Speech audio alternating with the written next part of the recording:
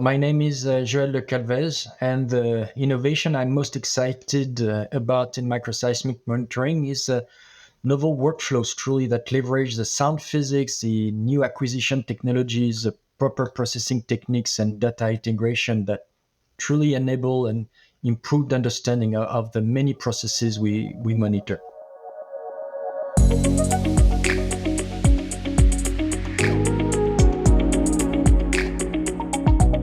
Welcome to SEG's Seismic Sound Off, conversations addressing the challenges of energy, water, and climate. I'm your host, Andrew Gary.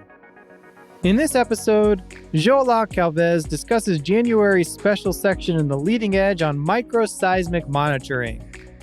Joel shares how recent technological advancements and pressing societal concerns like climate change and sustainability are pushing microseismic monitoring to the forefront of geophysical research.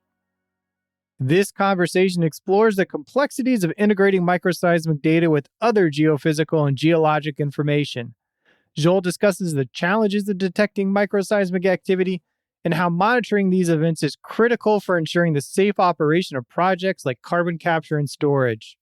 Listeners will gain insights into the role of survey design in managing data volume and the importance of communication between scientists and management and among scientists themselves. This episode will help you reflect on the next frontier in microseismic monitoring and how it will shape our understanding of the subsurface. This is an informative and fast-paced conversation. Whether or not microseismic is your area of expertise, you will take valuable tips away from this episode. Please check out the show notes for the links referenced in this conversation and for Joel's biography. And now, my conversation with Joël Le Calvez.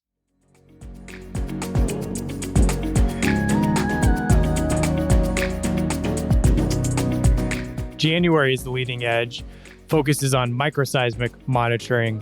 What social factors and advancements have recently increased the importance of this particular topic?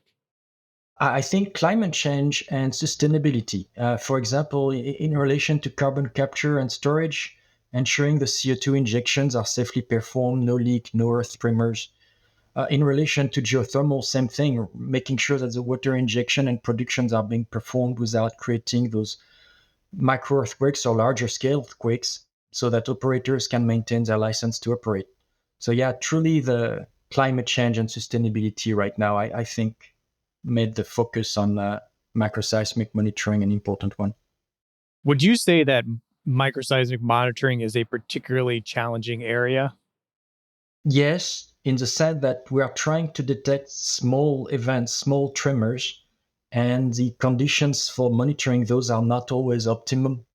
We are dealing with tools that are not always located so close to the sources. The events have small magnitude by definition. The rock can be attenuated. There are environmental noise, there are anthropogenic noise. So we are not always in the most favorable environment to look at things. What environmental factors might influence a microseismic event? Well, in terms of the nature itself, the rock type, the stress fields, the fault environment, for the events themselves, that would be kind of it, the attenuations. Now, if we are looking a little bit larger scale, what is around with the human activities? How is it going to impact our ability to listen? What makes microseismic monitoring particularly helpful when combined with other geophysical and geologic data? Well, microseismic monitoring aims to map rock failure locally in relation to whatever operation is occurring or not. It's an information that truly needs to be part of an entire scheme of data that we're looking to integrate in order to learn how subsurface behaves, in our case for geoscientists, start to understand why it behaves this way and how we can impact this behavior for the benefit of those involved while maintaining a safe environment for all. The value is not in the measurement per se, it is in the ability to integrate this measurement with everything else that we have access to. Is it pretty, with the current technology, is it pretty easy right now and accessible to integrate the microseismic monitoring data with the other geophysical and geologic data being produced? I think it is easier to integrate today than it was 20 years ago. The effort, nonetheless, needs to be made. And this is a matter of breaking the silos between the different disciplines that could benefit from it. And some in the field of academia, people are ready for that because that's how they think and work. In the world of operators, it's a little bit more difficult because there is always a time and finance constraint. Some do it well, some are learning to do it better, but ultimately it's a mindset to have. It's like for everything else. You have data, it has only value if you look at it holistically. You need to get there in your mindset. Which of these new techniques are you most encouraged by? Passive seismic imaging or joint inversion? I would go with joint inversion because it's a little bit like the 1 + 1 is more than 2. Passive seismic imaging in itself is great. Joint inversion can be applied to so many things. So why not do a joint inversion of passive seismic imaging with something else? That's a really great point there. One of the things that is very popular right now are machine learning algorithms. How can algorithms help predict the likelihood of these future microseismic events that you mentioned earlier can be difficult to monitor in and of themselves? Well, I guess the value of machine learning is that the more data we have, the better off we are. With artificial intelligence, machine learning, whatever term we want to use, we can get things done faster. There is no doubt. But I think we need to be careful also, and we have that in the news on a daily basis these days, that though we are dealing with great tools, they need to be used wisely, right? Great power, great responsibilities. And more importantly, those algorithms, whatever they are, need to be trained with good data because they will learn and provide information based on how they got trained and what they learned themselves. So we need to feed them good data, like we need to get good food in order to get a good body. Same thing here. Do you feel like microseismic data processing is far enough along where the data is good enough to create good successes with machine learning algorithms, or is the food not quite up to high quality yet? No, the data is good. The quality is good. I have no doubt there that we can leverage AI, ML, as long as we do it carefully, and everybody need to be honest about what they put in their algorithms. But the data is good. There's a paper that you yourself co-wrote with Mizuno in January's The Leading Edge, which looks at a DAS-based real-time processing workflow. What are the challenges when utilizing real-time passive monitoring using DAS? The main one would be data volume, in the sense that the fiber optic, for example, the DAS, distributed acoustic sensing, if you are looking at a cable, is truly a very large number of sensors as opposed to geophones like used in the past or even currently. You have only perhaps 10, 20 geophones along a wireline cable or position on the ground, under in a well, whatever.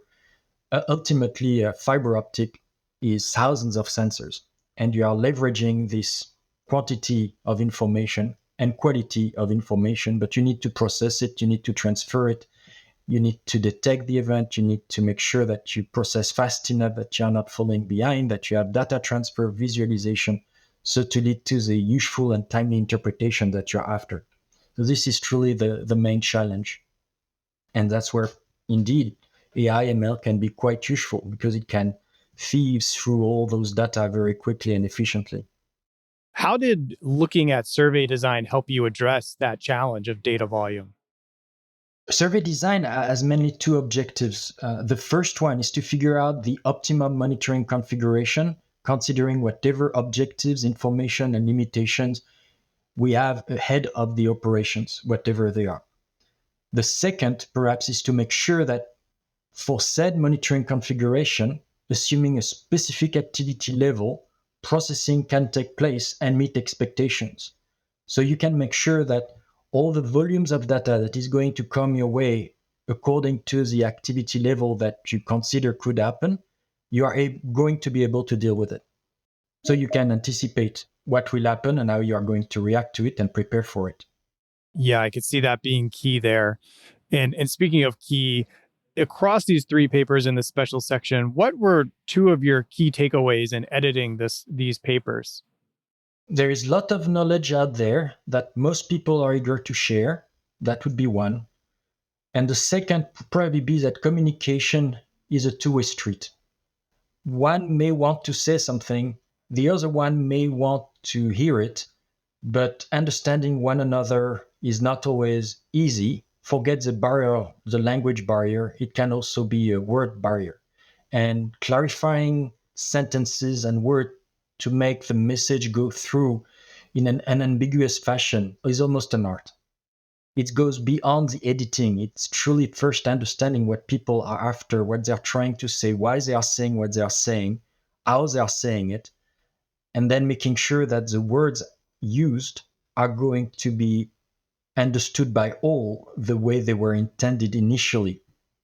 When you say that second point there, a lot of times I frequently think about geoscientists communicating with management and getting them to understand. But it sounds like what you're saying there is that is an issue also with scientists to scientists. Am I correct in understanding that as well? Yes. For example, mathematics is this universal language. 1 + 1 = 2. It will take a while to make the demonstration, but it's there. Everybody understands that. As soon as you use word have different meanings for different people. So short of describing and putting a definition of every single word you are going to use in your paper, everything will be based on assumption of what this word means to others because they are supposed to mean the same thing for you. Well, not necessarily. The way you arrange the phrases, the words within the phrase, the paragraph makes your point more or less clear. So having those conversations with the authors when it is required, well, I think it's a necessary step to any editing and at the same time selection of papers because you have so many papers out there that are of value that you would like to include, but there is no room, right? So you are limited to what you can put in an issue. Do you believe that microseismic monitoring will have an increasing role in understanding the subsurface? Yes, the technology is not new. It has been there for decades. But ironically, some were very quick to declare it dead following the unconventional boom and bust in the world of geosciences. And a couple of years later, here, up, it comes back to the forefront of societal agendas and operator focus, right? The technology access now is getting easier and cheaper as we have new, very performing acquisition tools like fiber optic associated interrogation systems that are recognized by more and more people as viable means to acquire data. So yeah, I think the microseismic monitoring, for the many reasons that we briefly described, will have an increasing role in understanding the subsurface and many more things as a matter of fact. So, with microseismic monitoring playing an important role in the future, how do you think geoscientists will benefit from reading the three papers in the special section? Like for most papers, those who are familiar with the topic will get an update on what's going on in their field. They will get a few points that they can think about and will trigger probably new thoughts that will lead to new papers. Because ultimately, it's not just papers for the sake of paper, it's paper for the sake of communicating a new output to the world. And those who are not as familiar with the topic, well, they should learn something that can only benefit them if only for a few minutes, being immersed in another world and being aside from what they're familiar with. What's the question nobody is asking regarding microseismic monitoring? Well, tricky. If nobody asked it, then I don't know what it is. But I think one could be what is the next frontier in microseismic monitoring? We tend to remain busy with day-to-day obligation, addressing immediate problems, foreseeing things as much as we can, considering limitations we face. But we forget to think about the next step, the beyond the and what is in it for me, what is there. The world is large. There are a lot of things, and we are not having all the answers. I think what is the next frontier would be a good one to ask. And then spend the time to think about how to answer that one would be good. So SCG sponsored workshop, or perhaps a wider body of people, APG, SPE, all joining together. It's interesting what you get when you have different minds from different domain and discipline getting together, even if they are not related. Yeah, that's a great point there. If microseismic monitoring had another special section next year in the leading edge, what kind of line of inquiry would you be excited to see a paper discussing? Different workflows. where do you apply it? Should we focus on the geophysics uniquely? Should we look at how to integrate the geophysics with the geomechanics? Should we look at the applications? Should we look at how to bring all the pieces together? What kind of approaches people are after? What are the problems that people have using microseismic? Why isn't it believed all the time to be a viable part to the answers that we're after? All those are questions that needs to be looked at, addressed, and an answer found. It's difficult to put in an issue per se because people tend to specialize in a domain, but these are perhaps more for a workshop type discussion, as long as the workshop has an articulated outcome, which sometimes we're missing the points. We're good at chatting and discussing and exchanging point of views, but gathering the feedback and acting upon and taking action items tends to be a little bit difficult when we do workshops going. Yeah, creating a dialogue around this could be very helpful, I imagine. What challenge would you like to leave the listener from this conversation? Perhaps going back to what we said earlier with the next frontiers, what other applications could benefit from this technology so that we can start thinking about how to address them? Before I ask a general closing question, is there anything I should have asked that I did not? What is microseismic? That would have been a great starting point. Yeah. How do you define microseismic?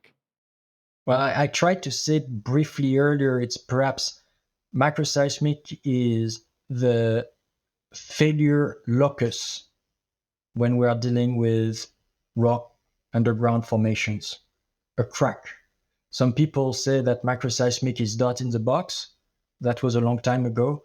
It's beyond the dot in the box. The dot in the box is a representation of the microseismic. Microseismic is the rock filling when we are geoscientists, the macro tremor. Do you think across the geoscientist spectrum that there is a misconception still about what microseismic is?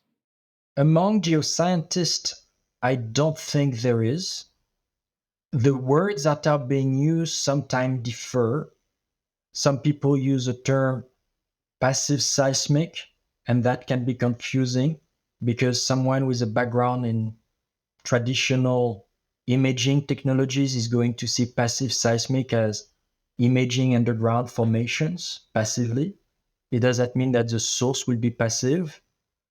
The audience in general, those who are not geoscientists, yes, they need to be reminded what a microseismic event is as opposed to another type of event and how it's recorded, what are the uncertainties that goes with it, why it is impacting you, and this type of things. Yeah, the complexities kind of escalate pretty quickly when you start thinking about different audiences as well as what different disciplines use terminology wise, which kind of goes back to an earlier point you made about the language being so key. So, lastly, here, if you had to describe your journey in one word, what would it be and why? One word, perhaps cheesy, exciting. There has never been a dull moment over the last 20 years of doing this type of job. Just for that, I am happy because you wake up in the morning, you're excited to do something of your day. Sometimes a lot of things happen and you wish you didn't have that many, but ultimately it's very fulfilling.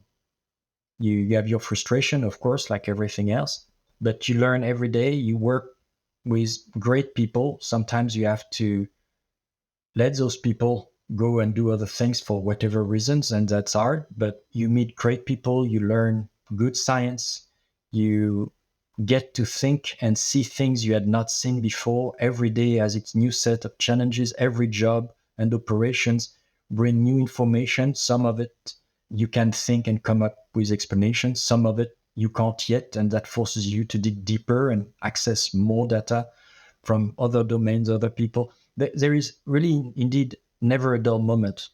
And that makes it quite fulfilling and exciting.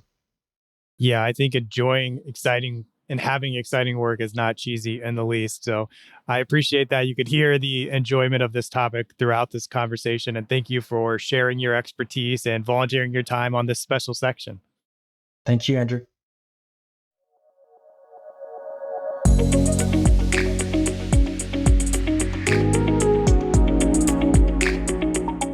Thank you for listening to this episode of Seismic Sound Off.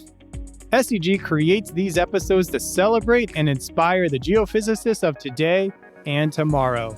Visit seg.org to learn more. Email the show at podcast@seg.org. This episode was hosted, edited, and produced by me, Andrew Gary, at Treasurement. The SEG podcast team is Jennifer Cobb, Kathy Gamble, and Allie McGinnis. The podcast will return next week with a new episode. Until then, this is Seismic Sound Off, signaling off.